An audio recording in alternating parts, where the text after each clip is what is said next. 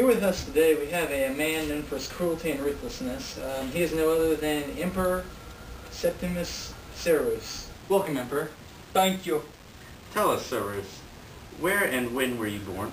I was born April 11th, 145 AD, in the African city of Leptis Magna. And your death? February 4th, 211 AD. Ghost. Are you a ghost, Septimus? I don't know. I don't care. All I know is I don't have gray hair. Snap. Kraber. My bad. Yep, you're right. Get back on to the point. Right. Are there any important figures in your family?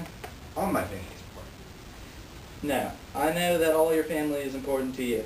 But I mean, would any of us care about your family? You should.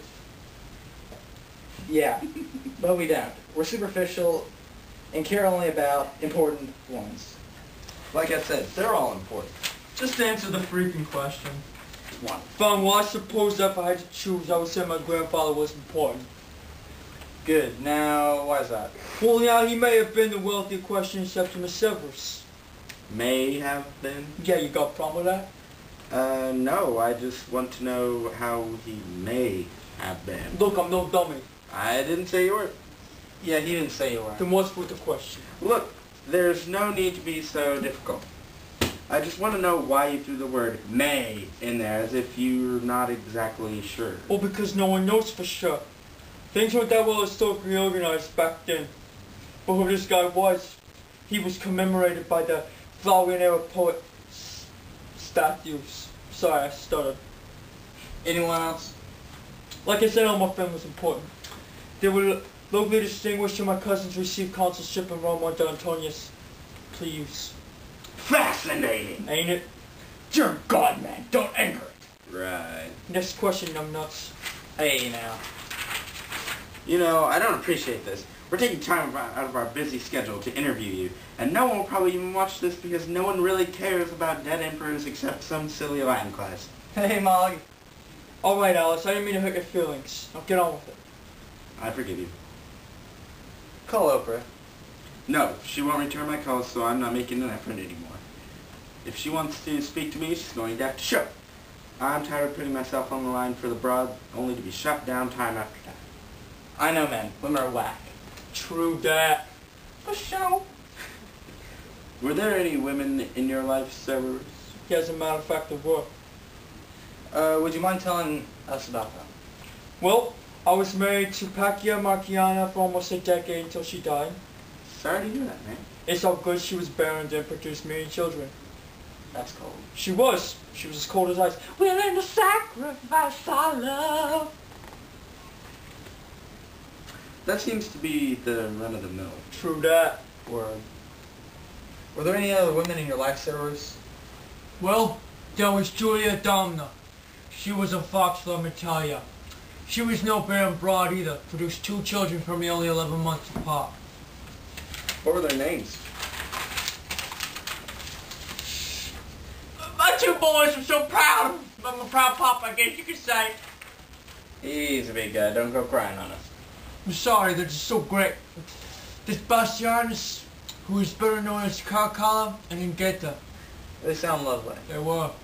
Anything interesting about them? At the age of 7, we changed Caracalla's name to Marcus Aurelius Antonius to show his connection to the family of Marcus Aurelius.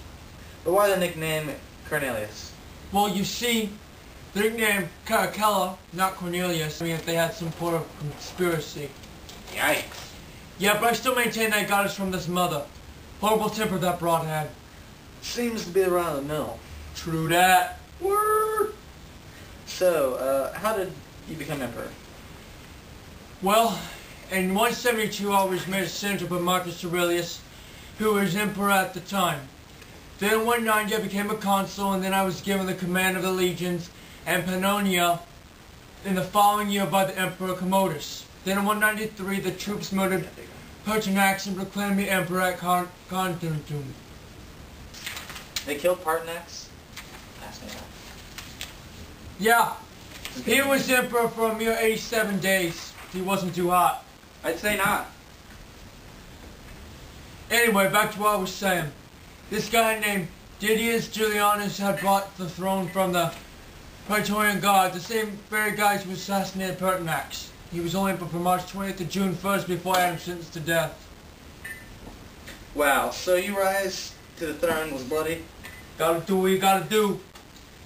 Did you accomplish anything extraordinary during your term as emperor? Of course I did. I'm basically amazing.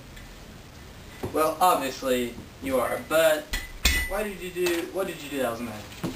For one, I built an arch in the Roman Forum that boasts my full name. Also, I built the Scepter Zodium. What's that? It's a decorative building that's divided into 7 parts, and it is located where the Via Appia leads to the Palatine. I see. Sounds fascinating. Sure. Is that sarcasm?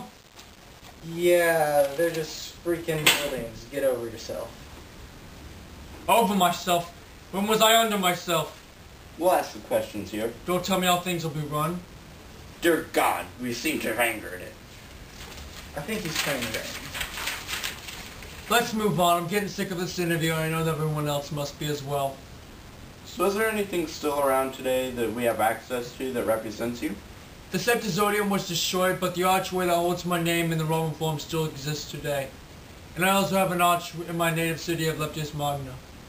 Good to know. What else was happening around the world during your reign? Those crazy Chinese invented gunpowder at my time. Those are some crazy Chinese. How are you perceived by your contemporaries? I was criticized by Diocrasius and Herodinanus for my expansion for the army's benefit. Everybody's a critic. You're telling me, and nowadays, I'm seen as a stern ruler. That was what Rome needed. But I'm also seen as ruthless. You can never win.